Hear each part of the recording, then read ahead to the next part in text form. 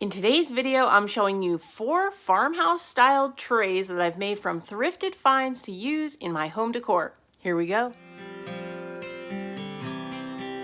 For Thrift Flip Farmhouse Tray number 1, I'll be using this Lazy Susan that I found at the Goodwill outlet bins and spray painted white. So for this part of the project, I'm using this Lazy Susan, some matte Mod Podge, this graphic that I printed out backwards on my laser printer, that's an important fact, and a makeup wedge sponge from the Dollar Tree. And first I go ahead and I spread some of the matte Mod Podge onto the back of my graphic, which I've trimmed down a great deal. You want to have as little paper as possible. And then I also go ahead and I put Mod Podge on my Lazy Susan as well, in the area that I think I'm going to put the graphic. Once I spread all the Mod Podge, I take my graphic and I flip it over, and then with my hands I spread from the center out to try to get as much air out from underneath it as possible. Then I take a credit card, I use my IKEA family card, and continue to spread it out and flatten it to get all the air bubbles out. And once I get all the air bubbles out, I let it dry overnight. And this is so that the laser transfer will work. If you don't let it dry well enough, it won't work properly. This video is part of the Flippin' Friday Open Challenge hosted by Jamie from Border Bananas every 3rd Friday of the month. If you like this kind of content, go ahead and check her out. I will also link a playlist in my description box below. Now back to the video.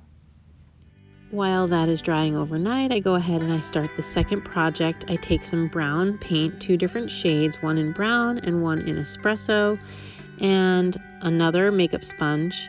And I put a little bit of each color paint on a little plastic lid. And then I add water because I'm actually going to be using the paint as stain of sorts. I like to do this because it doesn't take as long to dry as stain.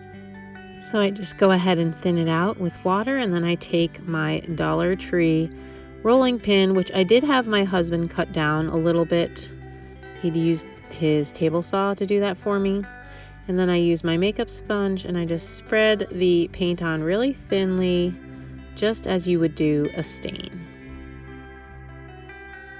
And I do the same thing to the little feet that are going to go on the bottom of the 2-tiered tray.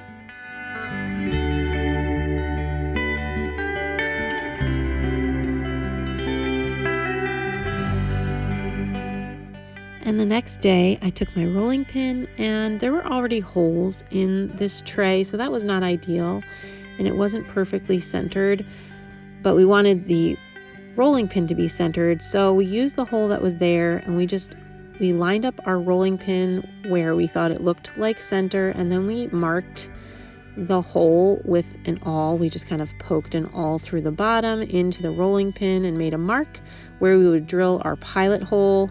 And I'm holding the rolling pin while my husband drills the pilot hole. And so it's slightly off center. Obviously, if you were starting from scratch, you'd want it to be completely centered, but it's not going to affect the functionality. And then we use the screw and poke that through the bottom and into the pilot hole, and then I go ahead and take the driver and drive the screw in until it's tight. We have this little washer as well.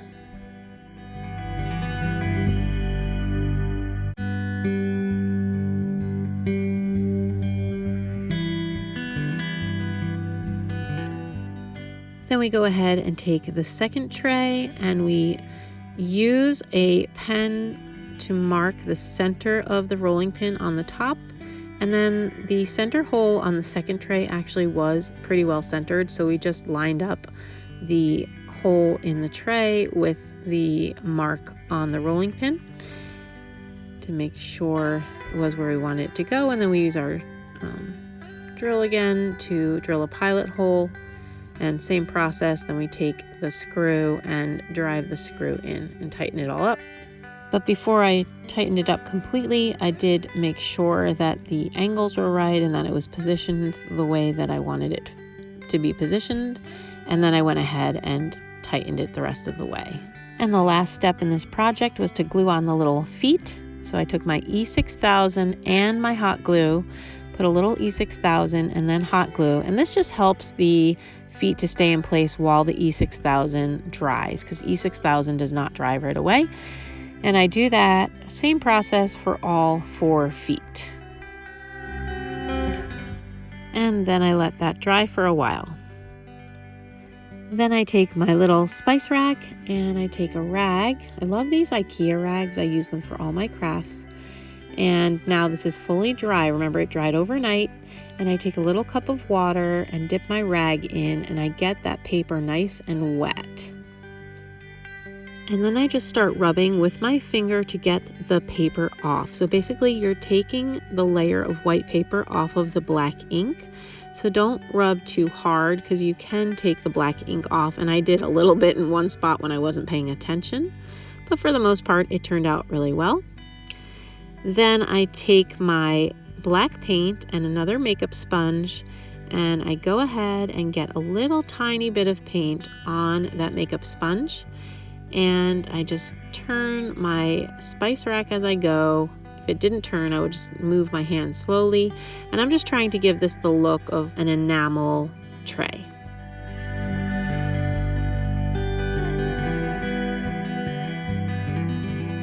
And I go ahead and I do the same thing to the bottom tray. Then once that's done, I take my rag and I just put a little black paint every now and again to give the look of enamel that has scraped off. Then I sealed the whole thing with a coat of Mod Podge. And here are the 2 projects side by side, and now comes the fun part. We get to style them for fall.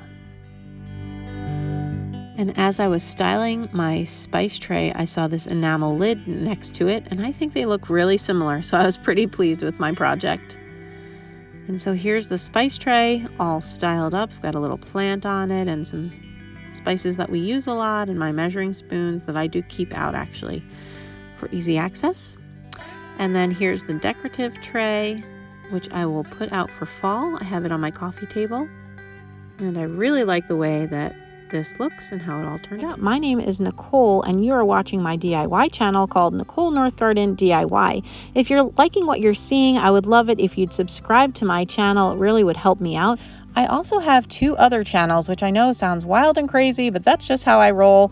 I have Nicole Northgarden Home and Garden channel, where I put up lots of content about lifestyle, so decorating and cleaning and haul videos. Then also Nicole Northgarden All Things Thrift, where I post all of my thrifting and thrift with me's and thrift haul videos, where you'll see lots of the things that I eventually use in my crafting videos. So I would love to have you join me on any of those channels if you're enjoying my content. Now on to Farmhouse Thrift Flip Tray number 3. I used this piece of artwork that I had in my dining room for years. I've had them about 7 years.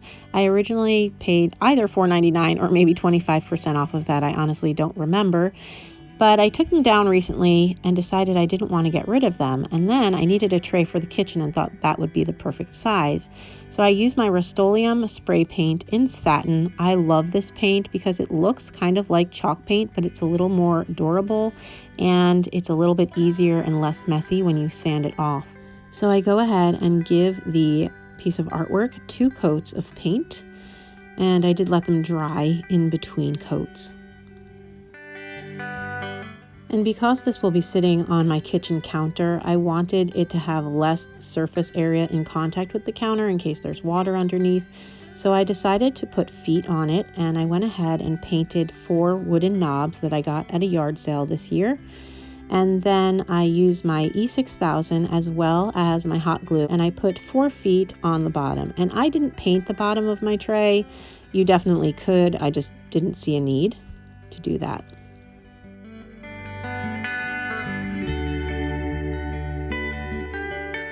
Once the glue was dry, I took a little piece of sandpaper and I sanded off some of the white paint to allow some of the black to show through. And this is just a look that I like, but obviously if you don't like the chippy look, you don't have to do this part.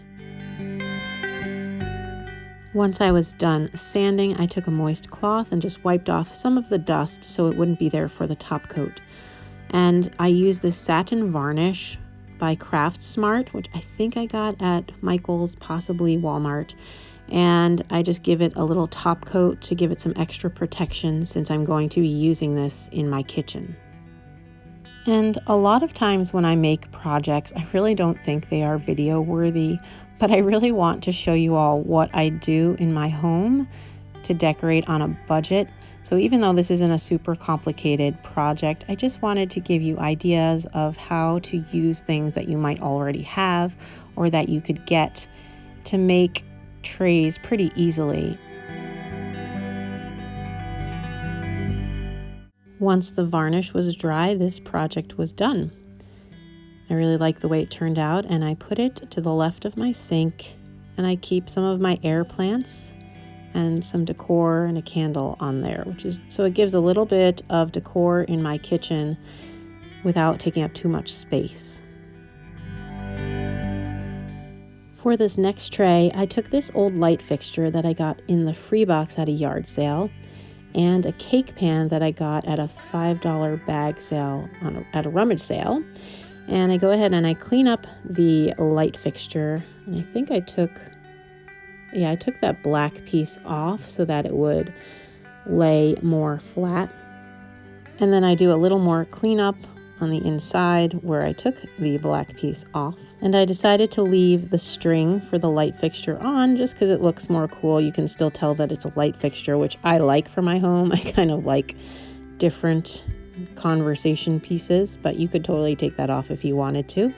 And then again, I use my E6000 and my hot glue to attach the light fixture to the bottom of the cake pan.